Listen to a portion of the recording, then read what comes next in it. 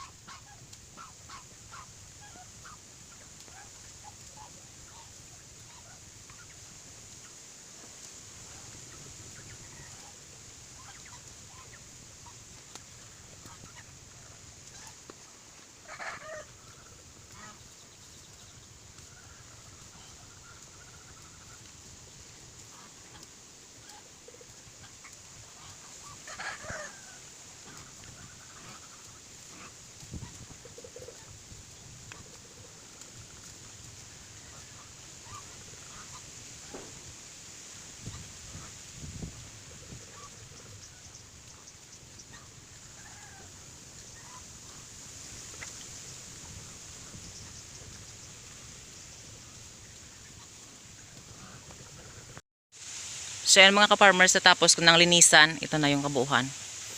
Ayan, ito na yung kabuuan mga ka-farmers. So ito na mga ka-farmers yung itatanim ko. Itong kamote. Ayan. Oh, scientific name na ito mga ka-farmers is Ipomoea batatas. Ayan.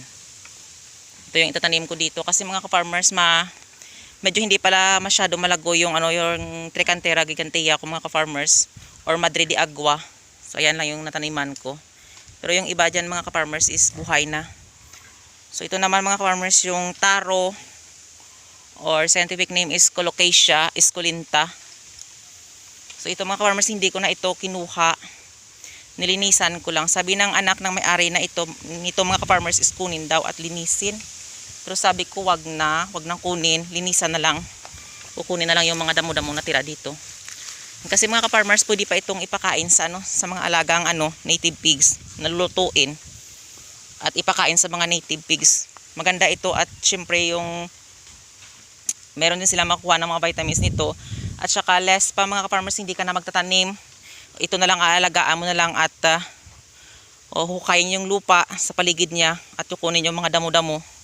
So ito mga ka-farmers yung nangyari. Ayan, yung dumaan si Kinta, ito pa yung bakas niya. Ayan o. Ayan o. Yan pa yung mga bitak-bitak ng lupa. Hanggat doon mga ka-farmers. Yung lupa na ito mga ka-farmers, ayan o. Kita nyo bitak-bitak. Pantay ito dati. Pero nung dumaan si Kinta, ito nangyari. Ayan o.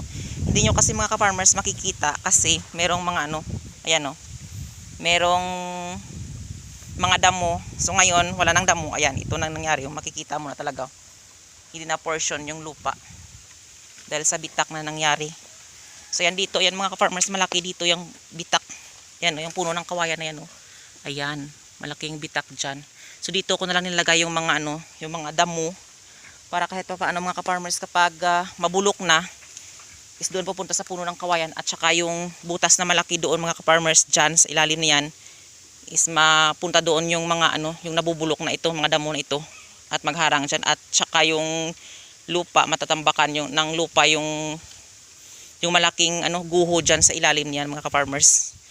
Kasi ito yung purpose mga ka-farmers na nilinisan ko. Okay naman sa may-ari, nagpapasalamat din siya na linisan. Kasi yung purpose ito mga ka-farmers na nilinisan ko, kasi kapag gabi madaming lamok. Kawawa yung mga alagang baboy, yung mga native pigs, kinakagat ng mga lamok. So ayan, ito. Kaya yung purpose dito mga ka-farmers, tataniman natin para yung lupa na ito is malinis, at saka maganda tingnan mga ka-farmers, at meron ka ding maaani na makukuha kapag masipag ka lang magtanim. So yan doon portion sa kabila o yan o. Nilinisan yan ng ng anak ng may-ari ng lupa. Ayan. So dito, nagsabi ako na kung pwede, okay din sa kanila na taniman kasi maganda daw. Yun kapag sabi niya masipag la daw ako magtanim, is meron din ako ditong maaani. Kasi matatanda na sila mga ka-farmers eh. Tapos yung kanilang mga anak meron ding trabaho kanya-kanya. So ito yung kanilang, hanggat doon pa yung lupa nila. Ayan o. So dito lang muna ako, dito lang muna yung lininisan ko mga ka-farmers. Para paunti-unti mauubos ko talaga ito, malinisan at saka mataniman ng mga ng mga gulay-gulay mga ka-farmers. So tara mga ka-farmers, magtatanim na ako.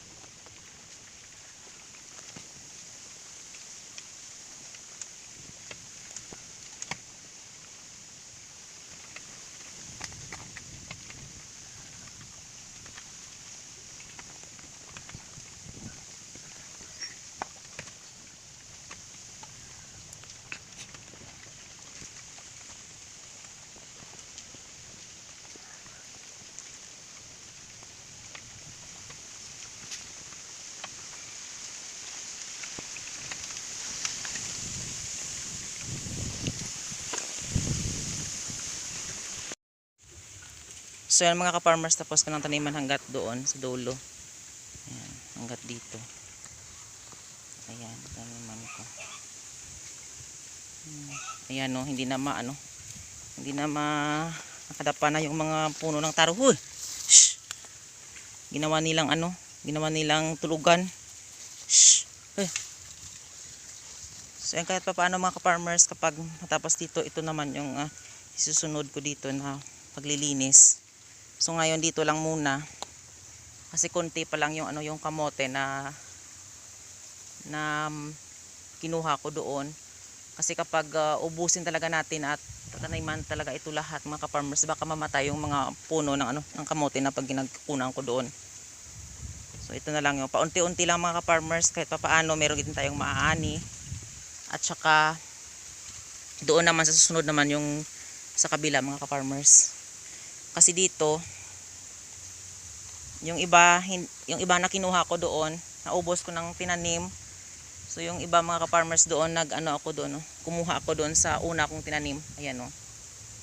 Pero hindi ko masyadong mga ka-farmers pinuputol ng sobra-sobra, baka mamatay. Kasi bago lang sila nitong bago lang tanim itong mga ka-farmers. So minsan pinuputulan din ng iba. Ayan yung naghihingi. Yung iba pinapakain din sa mga alagang native pigs. So ito yon. So tatlong weeks na mga farmers na hindi sila kinunan. So ayan malago na. Ayan. Ito nang una kong tinanim. So dito ako nagkuha ng pinangdugtong ko doon sa tinaniman ko doon sa kabila. Mga ka-farmers. So ayan oh. Ayan, lilinisin ko rin yan mamaya. Yung mga dulo na yan. Ayan. Ito yung mga kangkong na tinanim ko. Ayan. Malago na mga ka-farmers. Yung iba dyan kinuha na. At pinanggulay-gulay na mga ka-farmers. Kasi may naghingi dyan eh. Kaya yun, binigyan ko siya. So yung iba doon ko tinanim mo. Ayan. Tinanim ko kanina. Doon. Ayan o doon. Tinaniman ko doon ng kangkong. Ayan. Pero dito mga ka-farmers, hindi pa na trabaho, hindi pa na kasi busy yung nagtatrabaho dito mga ka-farmers. Siguro kapag sa akin ito mga ka-farmers o kay tito ito, tinaniman ko na ito ng kangkong kasi sayang yung mga ka-farmers, sayang yung lupa. Pero syempre wala tayong magawa kasi may-ari. Hindi po atin ito at merong may-ari nito. Kasi tataniman daw nito ng palay, pero ngayon ayan, pa rin. Hindi pa rin natataniman ng palay mga ka-farmers. Ayan. So ito yung Chinese kangkong na tinanim ko mga ka-farmers. Ayan. Buhay na sila. Ayan, ayan na. Ayan. Tinagyan ko ng ng kawayan para hindi paglaruan ng mga bata kasi minsan yung bata dito mga ka-farmers pumupunta dito. Ayan, yung hindi makikita ng mga bata. Syempre yung mga bata naman mga ka-farmers is paglaro talaga yan sila. So hindi naman pwede natin silang pagalitan kasi mga bata pa yun eh. So nilagyan ko lang ng ganito mga ka-farmers, yung harang para hindi sila makapasok dito. Ayan. Ito yung kawayan na ito. At saka yung mga din eh, yung mga alaga kong aso. Kasi tingnan mo yun doon, ayan. Ginawa nilang tulugan yung puno ng taro. Ayan. So ito lumago na at pumunta na dito yung kanyang katawan, no. Ayan, pababalikin natin doon. Ayan. Mabilis talaga tumubo mga ka-farmers yung kamote kapag maganda yung lupa. At syempre, dan din yung habilin ko sa mga lahat ng manonood ko. Kapag masipag lang tayo magtanim, kahit wala tayong lupain, o meron din tayong nakikita na lupain dun sa kabila, or pwede nating sabihan yung ating mga kapitbahay na kung pwede tayo magtanim at okay din naman sa kanila na tataniman yung kanilang lupain. Okay din yan mga ka-farmers, sipag lang talaga at tiyaga. So kapag mayroon din tayong naani sa kanilang mga lupain, is bigyan din natin sila. So itong mga ka-farmers, yung may-ari nito is binibigyan ko din. Pero hindi sila kumukuha kasi meron daw sila doong tanim sa itaas.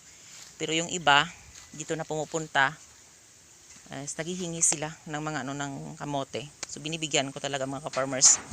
Kasi syempre naman mga ka-farmers, yung iba kasi wala naman silang lupain. At saka yung iba busy naman sa trabaho nila. So ayan. Hindi ko na lang minsan bibigay sila ng pera pero hindi ko na lang mga farmers kinukuha. Kasi pantulong naman mga ka-farmers sa iba. Ako mga ka-farmers, masaya na ako na makikita ko na meron akong tanim na malago. Ayan. So yung mga ka-farmers, yung kulang na talaga sa akin mga farmers yung lupain. Yan, kaso wala pa si Tito dito nabili na lupa eh. So ayan, hindi ako masyado mga ka-farmers na nagtatanim ng mga punong kahoy kasi bawal. Baka pagalitan tayo ng may-ari kasi bawal daw. Kailangan gulay-gulay lang daw yung itatanim. So ayan o, kanina linagyan ko ng ng harang yung ng native pigs. Ayan, kasi mga ka-farmers yung malakas yung hangin at saka yung ulan. Ayan o. Yung kanina umulan, pero ngayon okay na din o.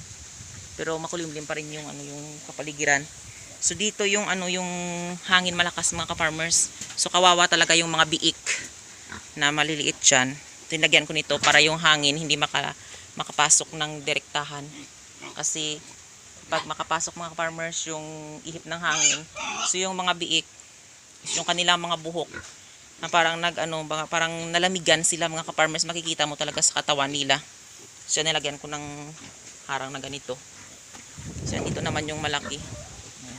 Dito sama-sama na yung mga maliliit na mga biik, mga farmers. So, ayan. So ito na yung tinanim ko na na Madre de Agua mga farmers. So, ayan ito na yung buhay na siya. Ayan. Buhay na. At doon pa yung iba sa ilalim. So yung iba hindi pa. Yung hindi pa. Pero okay niyan kahit pa paano mga farmers. Tuloy-tuloy din yan. Ito. Ayan. Ito mga ka-farmers. Ito yan. Ayan. Buhay na rin. Asawa ng Diyos. So ayan yung mga yung mga alagang itik. Nawala na dyan sila. So dito na sila sa labas. So ayan. Pinakawala na lang sila kasi apat lang sila mga ka-farmers. Yan yung dalawa niyang sisiw at saka ito yung inahin at saka ito yung barako. Yan, kahit dito pag-alagala lang sila, hindi naman sila kumakain ng mga tanim ko. Kasi minsan kasi mga ka-farmers marami silang pagkain kaya busog sila. Tawag dito sa amin. Busog. Iwan ko sa Tagalog yung busog. So ito yung kanilang pagkain mga ka-farmers. So ayan o. So yung itong isang itik mga farmers, ito is pag may-ari po ito ni Tito, yung dyan hindi po. So dito yung yung iba doon sa itaas, hindi pa namin nalipat dito. Pero okay na rin mga farmers kahit paano. Kailangan talagang i-secure. Ito yung kanilang bahay. Baka anuhin ng mga asong gala. Pero ngayon wala naman silang itlog. So ayan, dyan na lang sila, gala ng gala. At yan kapag na sila, tapos kumain dyan, pupunta sila dyan. Tapos kung gusto na nilang maligo doon, punta sila doon. Kasi marami doong kuhol mga ka-farmers dyan sa na yan. Dyan sila kumukuha minsan. Kaya kunti-kunti lang minsan yung kinakain nilang ipa ng mais. At saka minsan ipa ng palay. So ayan. Maraming salamat sa walang sawang pagsusuport at panonood nyo sa aking YouTube channel. And don't forget to like, share, and subscribe to my YouTube channel. Happy farming mga ka-farmers!